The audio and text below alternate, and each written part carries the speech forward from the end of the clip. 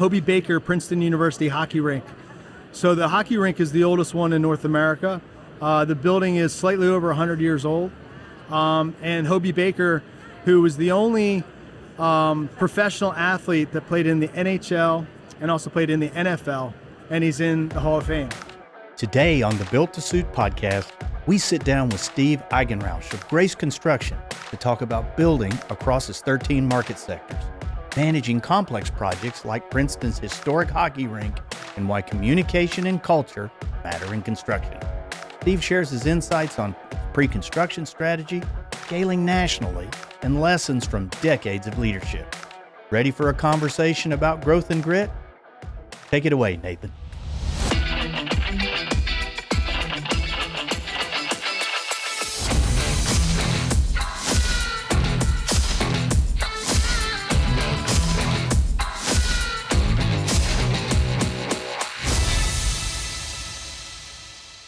So 39 years, congratulations on that. Yeah. So not only are you committed to fly down this morning for the show, which coming out of Philly at 7 a.m., you're committed to the industry. So tell me a little bit about Grace Construction. Grace, we were established in 2007. I have 3 other partners. We were in a rowboat with 1 oar. Okay. Kind of spinning around for a while. So that was 07, and we just kept growing and building new team members and having fun together, and we like to work hard, play hard. Perfect. Yeah, you told me have fun, so that's good. Yeah. I appreciate that. It's too hard to not have a little bit of fun. So what type, obviously we're setting at ICSC, so I'm sure retail is a part of your portfolio, but what else do you guys like to build? We do, we're in 13 different market sectors, so not only from manufacturing. You got 10 letters in your last name and 13 market sectors. You couldn't figure out how to streamline life? Well, I asked my kids, my 2 young boys, to change the name to just Rauch, R-A-U-C-H. Yeah. Just why have all these syllables and stuff? So, and they didn't want it. They weren't buying it. So we're not changing the name. Yeah. We've done some retail work for a lot of the popular clients, Walmart, Whole Foods, for a lot of the guys that are out here and girls that are out here, whether it's Brixmor or Kimco. We're doing 4 Shake Shacks in Florida right now, and 3 AutoZones. Okay. I'm down here trying to drive business not only on the retail sector, but if you want to call automotive car dealerships. Yeah. We do a lot of those up north. Okay. We're licensed in 25 states, and we're in 9 states right now, from Oregon, Indianapolis, all the way down to Florida and into Connecticut and Rhode Island. So I selfishly, I want to ask you, and I won't ask you for names because I'm smarter than that. But how are you getting your sub mix that stretched? It's one thing to move somebody from state to state, but it's another thing to move somebody from Oregon to Florida. I mean, our pre-construction services team is probably our best asset. So we, not to say that building a building is easy. It's not easy. You got to take safety. Safety's number one. That's our culture. But when you do your pre-construction homework and you're diving into environments that you haven't been before, you can use technology to vet a lot of the new subs. So the old days of going into Ferguson or Marjam or a U.S. Builder or a distribution center where you're getting plumbing supplies, you want to talk to the people and you want to make sure that you're getting good subs, right? Yeah. Give me the top 3 guys that pay their bills and they have reputations to do good work. Yeah. So you use that hand in hand with the new technology, and you put it out on PlanSmart, or you put it out on Construct Connect, or whatever you're using in order to get and generate subs, because we're partnering with them. We're not signatory.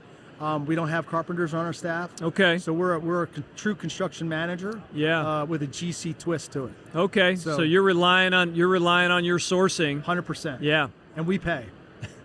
So we pay our bills and then we pay our subs. So it's just like it's this constant in and out, in and out, in and out, and that's how you get good bids. Yeah. So you get good bids by paying. Yeah. So it's been a pretty good success story. Well, you're name dropping some powerful REITs. Obviously, some of the best retailers in the world. We're fortunate to be working with a few of those along the way as well, and so those aren't easy to come by. They can be harder to maintain unless you do a good job. So that tells me that Grace is doing a pretty good job. So what's over your years? What's some of the work that you're saying? I'm proud to drive the family by that one. and tell them that one's mine. It's all 10 letters associated with it. Yeah, I think there's a bunch, but one of them is really cool that we're actually doing right now is the Hobie Baker Princeton University hockey rink. So the hockey rink is the oldest one in North America. The building is slightly over 100 years old. And Hobie Baker, who was the only professional athlete that played in the NHL and also played in the NFL, and he's in the Hall of Fame. So in both Hall of Fames? That rink, that ice rink right now, we're rebuilding it. We scrapped out all the old ice, all the old layers, down to the cork, which is all the way down. It's about 24 inches deep. Wow. Rebuilt the entire inside with a new CO2 refrigerant system. And we have to be ready and done in October because that's when the season starts. Yeah. So we started buying it out. We were talking about pre-construction services before. Well, the pre-con for that was a 2.5-year buyout. Basically go through all the dynamics of the engineering and so forth in order to make that happen and get all the long-term lead items ready to go and slated and stored on site or stored in a facility where we were ready to go. Because once that season, which we were praying that they didn't get it in the playoffs, as soon as you were the only people in their fan base that's like, please, guys don't, and girls, yeah, please. Both teams were like, don't get in. Don't be winning the national championship this year. Maybe next year. Yeah. So it's a complicated project, but we had never built an ice rink before, So I don't think that people put that on their bingo card. No, but we want to build more now that we have. Because sure, you've invested in the knowledge. What wakes you up in the morning, and what makes you have a hard time sleeping at night? I guess I would say just our team is just great. We really create a family environment. I've seen some of our project managers, whether you're a woman or a man, come in young. We have a lot of retainage. So we've seen some young people come through, have 2, 3, 4 kids with us, and still moving on into their career path. Yeah. So being in business for 18 years and developing strong relationships within our network core team members, and our average retainage is over 11 years. It's fantastic. We have a lot of people, 26 out of the 44 team members have been with us over 10 years. So wow. It's really good to see, and I think we have fun. It's construction. We don't like boring. We like to have fun. Building buildings can be really stressful. Yeah. But you just got to dumb it down. Yeah. And make sure you stick to the schedule and what you know. Yeah. And then just ask questions. That's all we do all day long. Is if you don't know, make sure you respond. We have a 4-hour rule to make sure there's a responsive time because people want to know what's going on. Yes. They don't want to be, ghosted. Yes. That's the worst thing you could do in this business is not give them an honest answer or say, hey, I'll get back to you. No, communication is fun. We talk about it all the time with our teams, and sometimes they don't seem to get it. Yeah. But if there's a problem, the worst thing you can do is try to hide from it. It's the absolute, communicate, get out in front of it, say, hey, I'm aware of this, we're trying to solve it.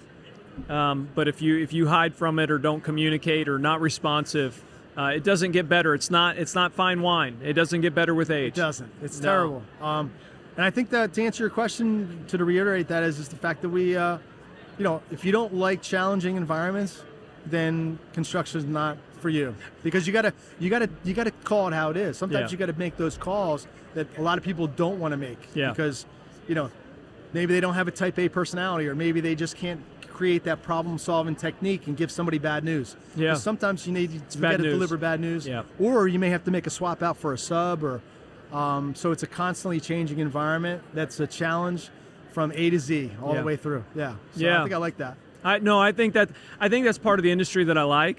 Is there's new challenges every day. Some of them they repeat, and hopefully you learn from them. But I feel like there's new opportunities to learn different things, and problem solving that's every day. Yeah. And so if you don't like that stuff, I feel like you're absolutely in the wrong industry. Not whether it's construction, we deal with the same thing on the technical side. Right. Well, we've used Kahachi Pearson on several projects. This is where you bark it for me. I like this. Yeah, we built 5 Wawas up north. Oh, fantastic! And good projects. It was one of our sectors.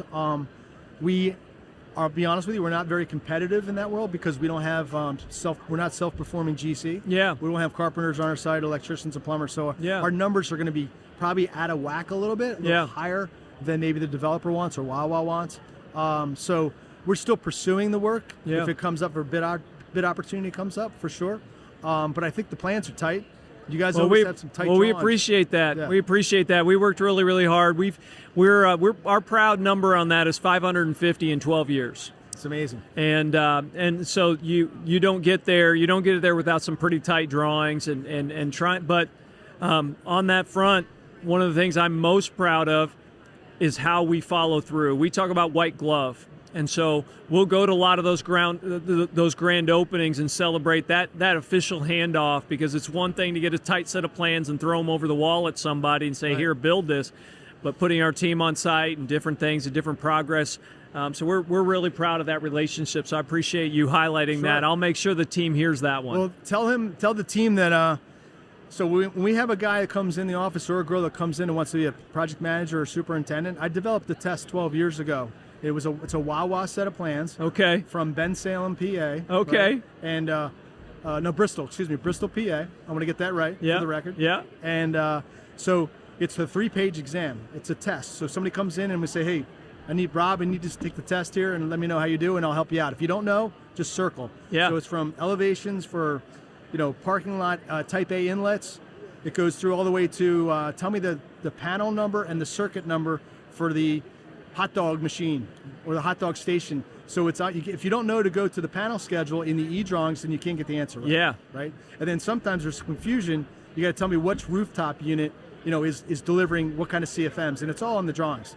So if you want to come in and make $100,000 a year and you're going to tell me you can do everything, that's not true, because we can't. You have to be able to read the plans. Read the plans and figure it out. And it's been a really good test for. Oh, I love just that. Weeding out people and knowing, hey, this guy's got his shit together. Yeah. And this person, maybe they're not the right fit. Yeah. So, no, I think that's great. I'm not sure. Hopefully we don't have any pissed off candidates who are going, man, freaking Kuachi plans.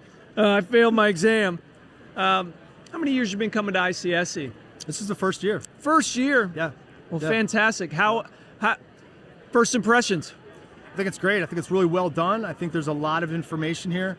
I think shaking hands with people and getting in. I like to talk to the architects and the engineers. I like to talk to, for instance, Control Point. They're a survey team. So if you can get involved with the civil engineers, the architects, and get in front of the drawings, even into a concept, even a bar napkin where somebody has an idea and they want to build that, because there's two things that people want to know as a client: how long is it going to take and how much it's going to cost. How much it's going to cost. Yep. So if you can be good at kind of doing concept budget estimates, but getting in from day one, or from the beginning, truly from those initial conversations, that say, hey, listen, we like to help you out.